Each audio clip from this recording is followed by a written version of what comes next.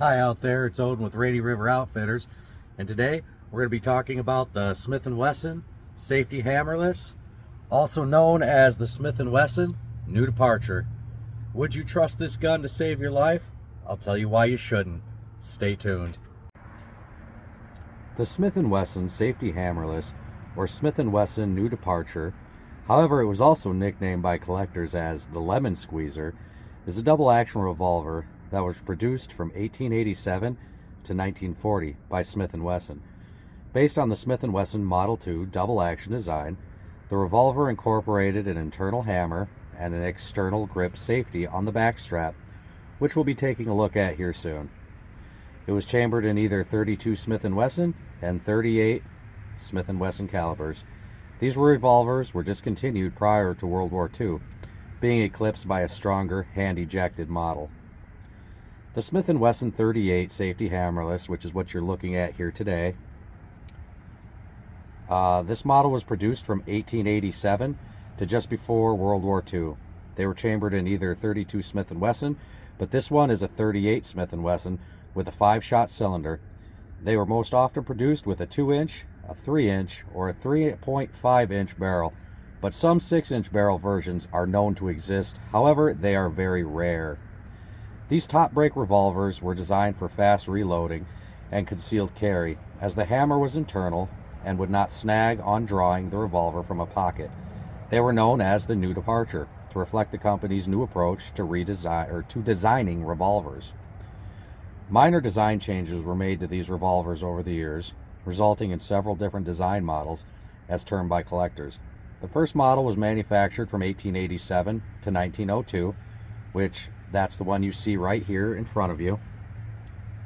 The 38 was based on the Smith & Wesson's medium frame, while the 32 was based on the smaller sized 1.5-inch frame. So in 1952, the safety hammerless concept was applied to Smith & Wesson's J-frame. The finished product became the Model 40 and the 42, chambered in 38 Special. 38 Special and 38 Smith & Wesson Short are not interchangeable. I just want to make that clear. They are not interchangeable. Alternatively known as the 38 Special and alternately known as the Smith & Wesson Centennial, as it's produced in the 100th anniversary of the founding of Smith & Wesson. So let's take a closer look here at the Smith & Wesson Lemon Squeezer.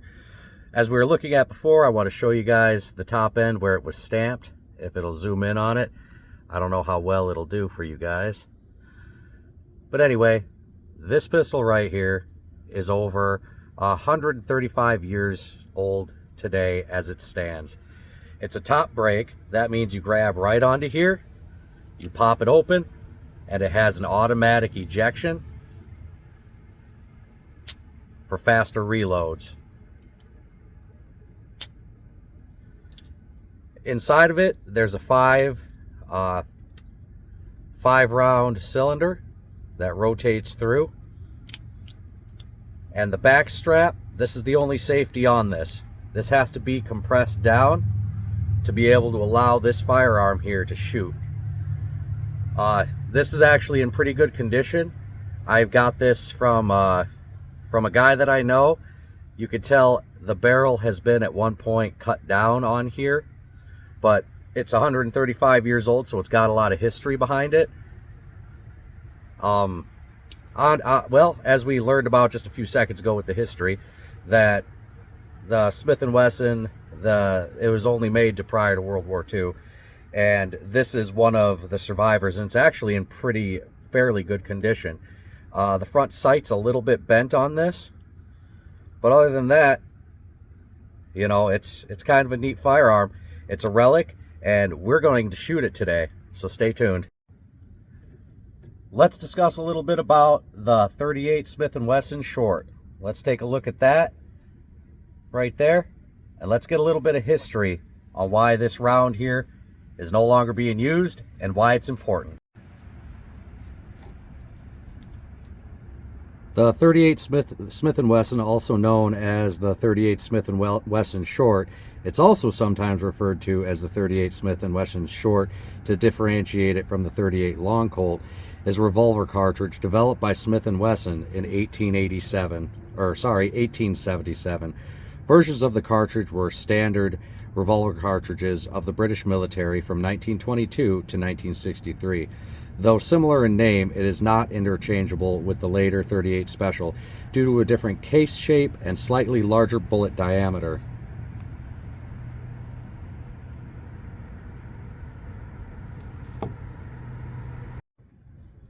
Back in the 1800s, this was considered top of the line, fast reload for concealed carry. You'd go ahead and you'd pop the rounds in here like that. You'd fold it all the way forward because it's a brake action.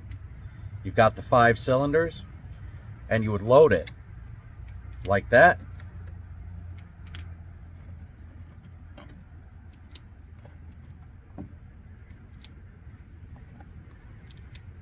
And then you'd snap it back down. Now to fire it, you have to decompress that right there. Otherwise it won't fire. But the cool thing about this is the quick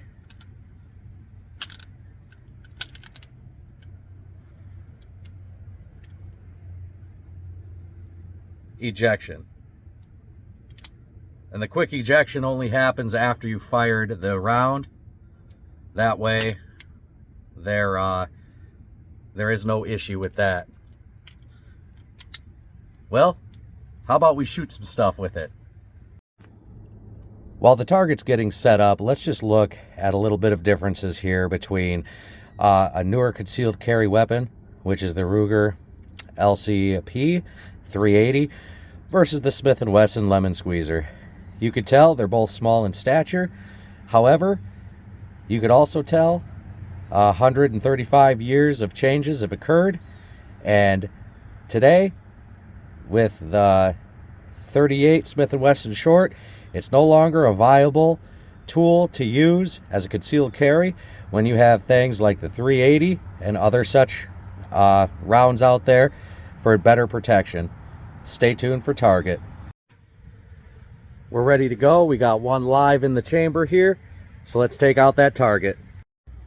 As always, don't forget to wear your protective hearing. That way you could still hear after a day at the range.